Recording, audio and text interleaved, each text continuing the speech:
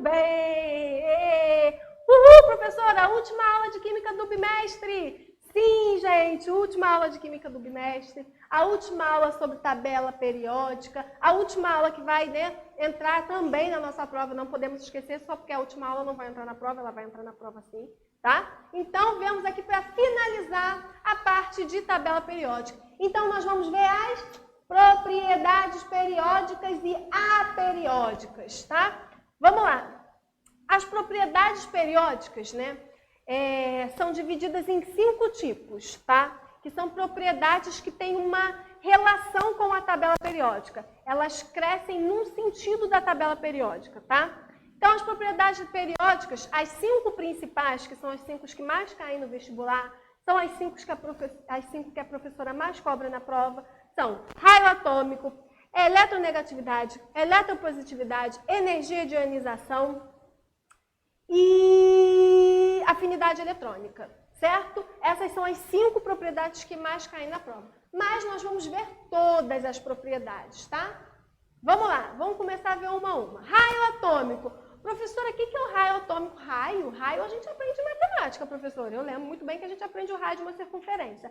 Exatamente. A gente mede o tamanho do átomo pelo seu raio atômico, tá? Então, como é que a gente faz para medir o tamanho do raio de um átomo? Eu coloco ali, ó, 2 átomos, um do lado do outro, tá vendo? A distância do centro de um átomo até o centro do outro átomo eu chamo de D, que é o diâmetro, certo? Quando eu divido o diâmetro por 2, eu tenho o raio do meu átomo, certo? Então, o raio a gente mede assim.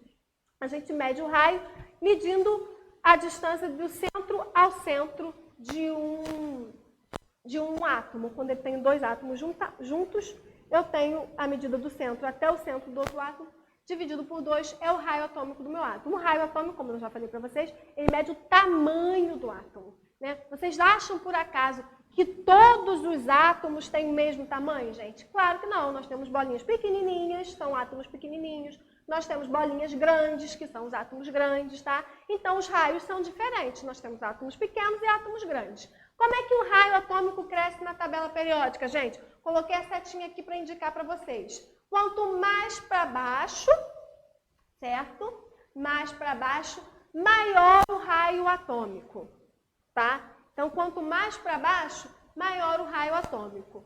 E quanto mais para a esquerda, também, vou ter que estar olhando aí de frente, quanto mais para a esquerda, maior o raio atômico também, certo? Então, quanto mais para baixo, mais esquerda, são os átomos nessa parte aqui, ó.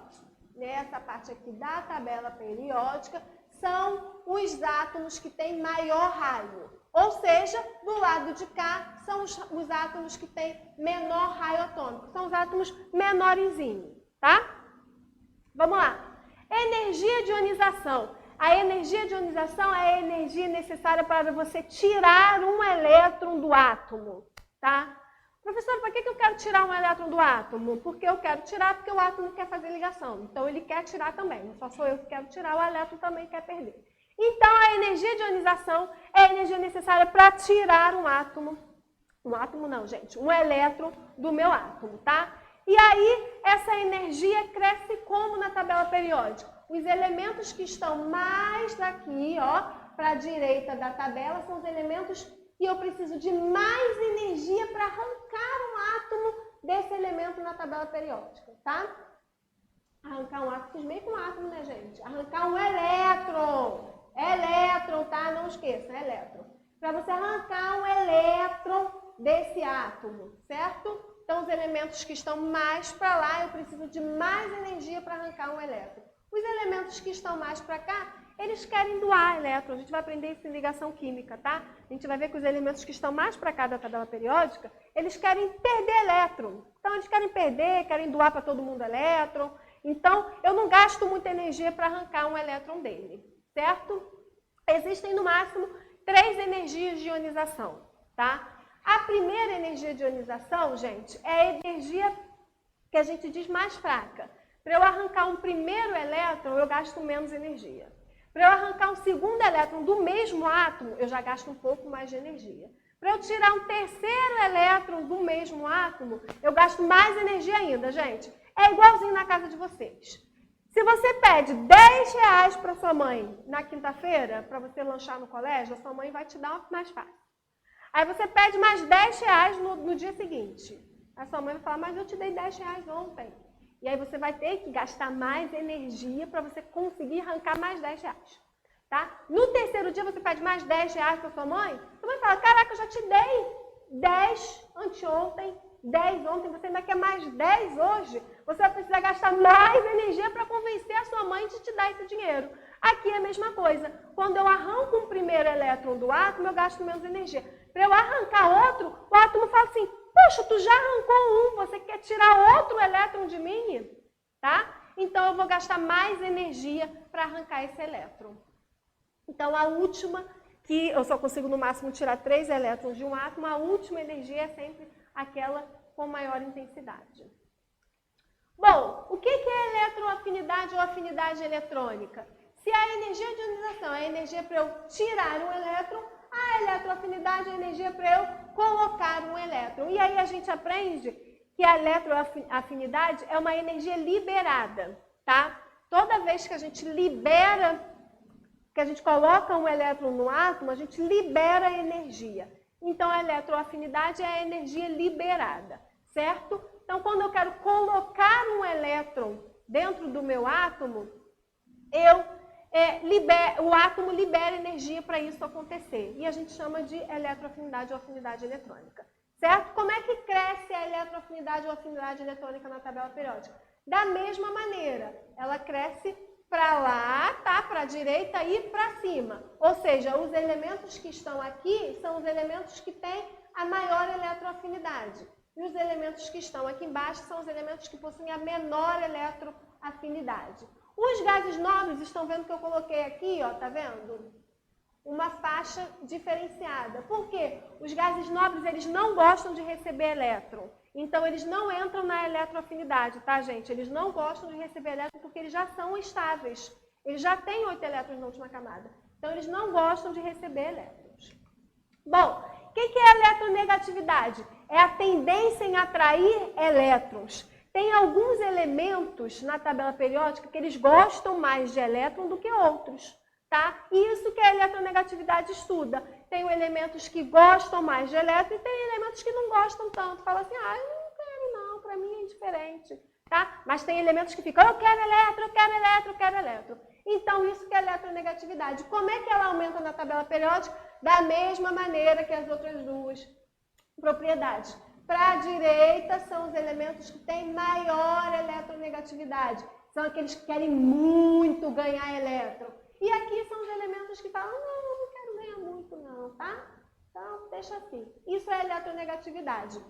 Lembrando que também os gases nobres, como eu coloquei aqui, não fazem parte, né, da eletronegatividade. Por quê? Porque os gases nobres não querem também ganhar elétrons, eles já estão estáveis, eles não querem ganhar nem perder elétrons, tá?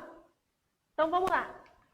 Eletropositividade, se a eletronegatividade é a tendência em atrair elétrons, a eletropositividade é a tendência em perder esses elétrons.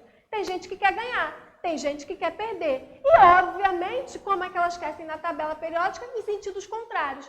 Se a eletronegatividade crescer para lá, a eletropositividade cresce para cá. Porque elas são o oposto um do outro. Então, eles crescem em sentidos diferentes, tá?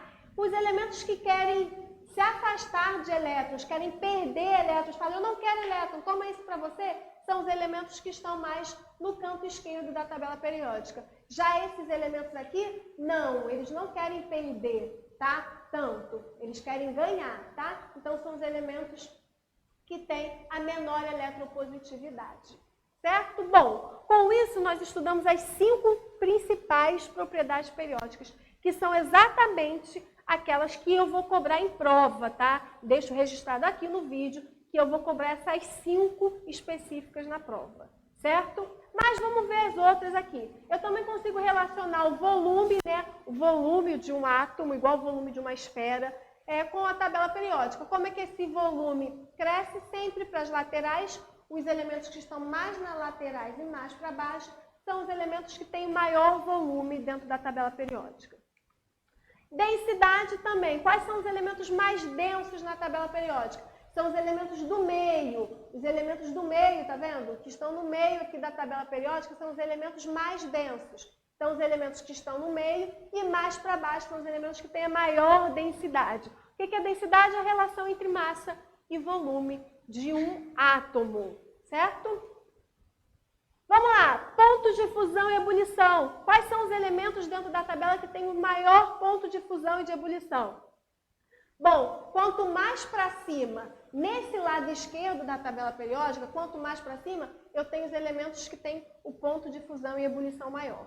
Já no outro lado da tabela periódica, quem tem os maiores pontos de ebulição e fusão são os elementos que estão mais para baixo, certo? E eu também tenho aqui o tungstênio como referência, que é um metal de maior ponto de ebulição. E aí ele é uma referência para mim dentro da tabela periódica. Gente, vocês perceberam que essas últimas que eu falei para vocês que não vão cair na prova, elas possuem as setas, né? Cada seta para um lado meio bagunçado. É assim mesmo. Aquelas 5 que possuem as setas um pouco mais fixas, tá? Aqui eu tenho muitas setas, mas é assim mesmo que funciona, tá? Aí ela cresce na tabela periódica de várias maneiras, dependendo do ponto da tabela periódica, certo? E para finalizar, vou falar aqui das propriedades aperiódicas. O que são aquelas propriedades aperiódicas que elas não têm uma relação, né, com a tabela periódica, tá? As outras têm uma relação na tabela periódica. As propriedades aperiódicas não têm. Então, o exemplo delas são os números de massa, né? Então, o número de massa do meu átomo e o calor específico, que é uma coisa que a gente aprende lá no 9º ano em física, né? Quem foi meu aluno de física lá no 9º ano aprendeu calor específico comigo, certo? Então, essas duas propriedades aqui são propriedades que não estão relacionadas, por isso que elas são aperiódicas, tá? Por isso que elas são aperiódicas. Bom, galera, terminamos tabela periódica, terminamos a matéria, tá? Esse aqui é o final, tudo que você tinha que aprender de tabela periódica, a gente já aprendeu aqui nessas 3 aulas, né? Foram 3 aulas de tabela periódica. Então, nós aprendemos nessas 3 aulas. Queria relembrar mais uma vez que a tabela periódica está ali para te auxiliar, tá? Ela não está ali para te complicar, não é difícil, ela está ali para te auxiliar, ela serve de consulta, por isso que ela vem como consulta na prova, tá? Então, é importante você entender como ela funciona, porque quando você entende como ela funciona, você consegue tirar dados da tabela para resolver o seu exercício. Tá bom, gente? Então, vou ficar por aqui hoje, ó, e beijo!